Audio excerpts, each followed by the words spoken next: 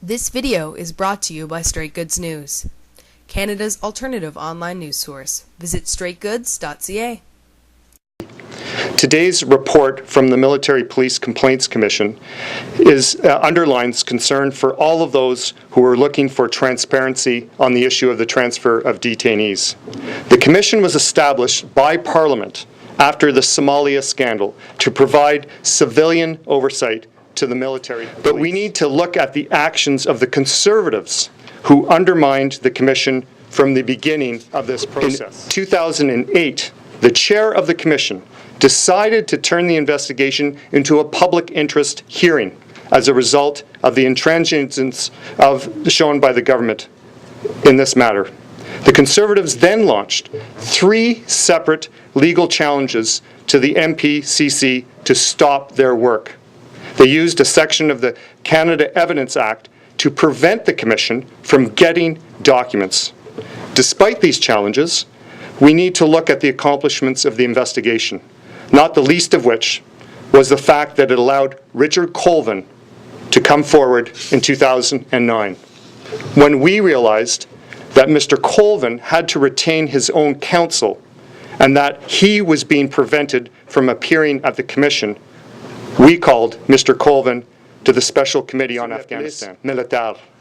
From the time the first detainee agreement was signed in 2005 until it was updated in 2007, there were clear warnings from the international organizations, from the United Kingdom, the United States, and from within government, the Government of Canada, that torture and extrajudicial killings were present in Afghan prisons.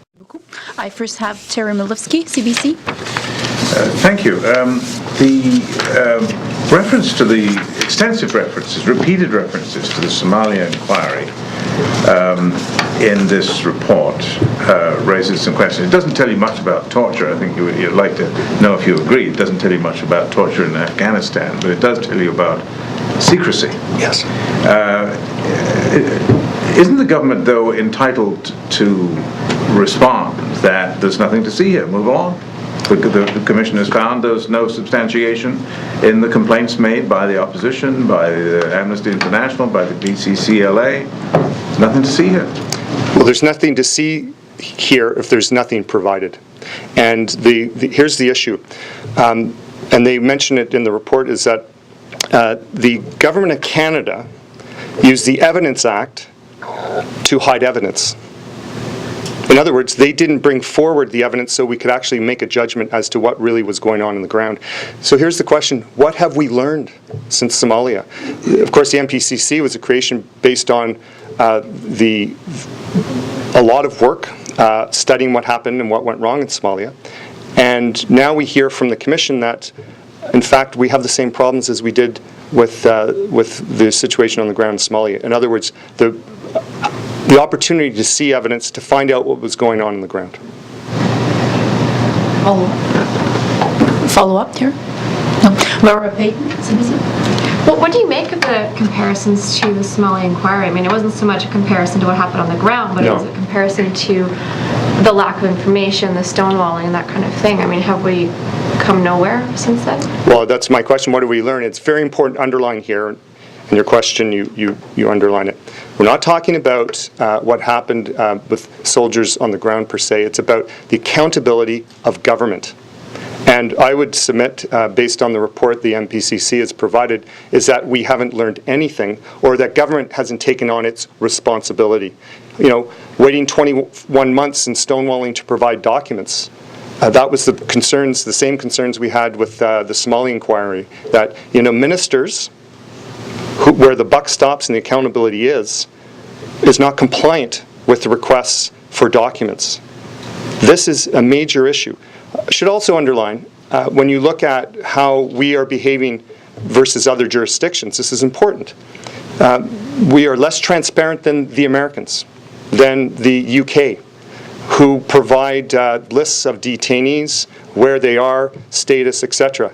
We couldn't even get that from government. So we have a problem of accountability, we have a problem of transparency, and this government clearly indicates that shows that we have learned nothing, or they have learned nothing, since Somalia. I mean, Somalia really hung over the proceedings. Like, there were a number of witnesses who referred to not wanting another Somalia. It seems like they avoided that, but what do we do in future to make sure the inquiry doesn't run the same course again? We're going to be in another war at some point, or another conflict at some point. And the question is, what have we learned? What safeguards will we put in place to ensure that there's adherence to international law, and that there's accountability with ministers? The most troubling piece of this is the lack of accountability of our ministers, be it the defense minister, the foreign affairs minister, and then, of course, the prime minister. We sign on to international arrangements and agreements. What are they worth unless we have accountability and transparency from those at the top? So the question is, next time we're in a theater of war, where we do have a situation where there's transfer of detainees, will our men and women who are in theater be protected by their political masters or not? And right now, there isn't that appropriate accountability and transparency. And therefore, it undermines the role that our men and women play when they're abroad in theater of war.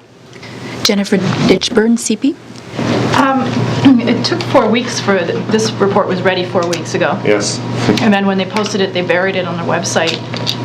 Do you get the impression that they're trying for people not to see this report, period? Well, of course, and we've seen this from the beginning, as I mentioned in my opening comments. From the beginning, the Conservatives have not only tried to starve the Commission of Evidence, as I mentioned, but they've tried to shut it down. They've gone to court to shut it down.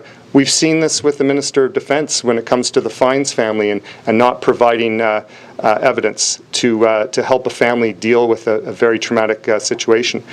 It's really quite amazing when you see a government who claimed that it was going to be more transparent and accountable than previous governments do more to block the very basic premise, I think, when it comes to government accountability. That is cooperation in providing information to commissions of inquiry. I mean, this isn't, an opposition NDP member wanting to just garner information to hold them to account, which is something that I would hope that they would cooperate with. This is a commission of inquiry that was set up by government to do what? To provide transparency and accountability. And all they've done is fog the windows on transparency and accountability and hope that no one's going to notice. Well, I think most of us are aware of how they play these games, and certainly we're going to stay on this issue to make sure that there is transparency and accountability, not only for this government, but for the future, as I mentioned. Alan Woods, Toronto Star. Hi. The report itself clears the 8 officers who were sort of the subject of the probe. Says that they were acting within their mandate, within the bounds or the roles that were set out for them. Are you? Do you believe that Canadians violated? Do you still believe that Canadians violated international human rights laws in transferring detainees? Has that question been answered in your mind? No, it hasn't been answered in terms of the treaties that we signed on to. And I'll just go back to 2005, 2007 when we had to rewrite our transfer agreements. Why did we have to do that? Well, we were hearing reports of torture in Afghan jails. Everyone knew that. I mean, all the reports from the UN, from Amnesty, the long list, said there's torture in Afghan jails, and extrajudicial killings as well that were happening. And so, the question was, why did we have to rewrite these agreements and arrangements? Well, because everyone was telling us that we were, including Mr. Colvin, we were transferring, prisoners into conditions that would obviously lead to people being persecuted and being tortured. The government always played this by saying, we don't have the smoking gun, the exact person who was tortured as a result of transfer by Canadian soldiers. That was never the threshold. The threshold was, were you aware that there was possibility of torture upon transfer? That was the question, and that's the question that has to be answered. Why, in the end, did we stop transferring detainees just recently, just before we finished our mission in Canada? Well, obviously for concerns around this. So, no, not satisfied, and not satisfied with the lack of accountability that rests, as I said before, with the chain of command and the minister, and those questions are still out there. It doesn't seem that question will ever be answered now. I mean, will it? I mean, is there a forum for that? The documents are still, there's still documents that have not been released, never mind the censoring of those documents, and there's always an accounting for any conflict. It's not, it's a matter of when, not if, and it's a matter of who's going to really be accountable here. And if it's not this government, then maybe one in the future. David Bettistelli, Omni. Mr. Dewar, just back to the federal job cuts for a moment. 4,000 more notices expected out today. How badly do you think the National Capital Region is going to be hit? And do you have any concerns with how the government has been managing the fallout of these cuts? We've heard, I think there was a story yesterday about job swapping and difficulties. Anyway. Well, first of all, Happy Canada Day. This government has, what they've done here, it's very obvious. Instead of doing all the cuts one day and that's it, and see the repercussions, they've decided to eke these out over a period of time, and so that people won't notice and it won't hurt them as much.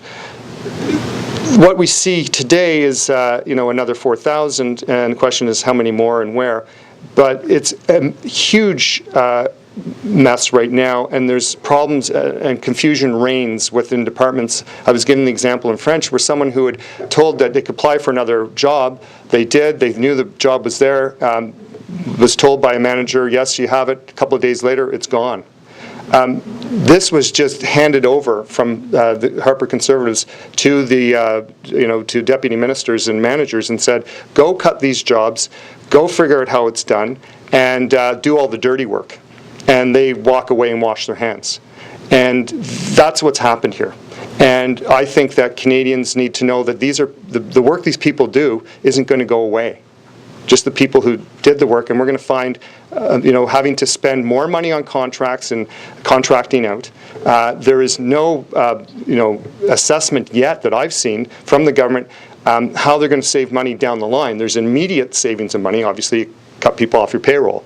But what happens down the line, and we saw this in '95 with the previous government, major hemorrhaging of jobs, but then they had to go and hire people on a temporary basis or on contracts, and the costs started to escalate. So, confusion, a lot of people who fear to speak out, and because if you've got your job, you speak out, or you've given notice, but you have a potential to get another job and you speak out, your fear of blacklisting and repercussions. This town right now is under a blanket of fear and intimidation, frankly, because the intimidation is such that if you do speak out, you have no chance of getting another job. And as I said, this economy can't absorb all of those cuts in other sectors. And so instead of creating jobs and providing people some hope about the future in our economy locally, and this is happening right across the country in terms of public service cuts, what we're seeing now is cutting jobs and really taking away the hope for people that we can turn the corner. Is believe productivity and morale's taking a big hit? Think about job place anywhere across this country in the public or private sector, and when you have the Damocles sword over you, how does that help you do your job? These are professionals; they continue to do their job well. But in terms of being able to, harness the dynamic energy you want to see in public service or any workplace, that's been extinguished.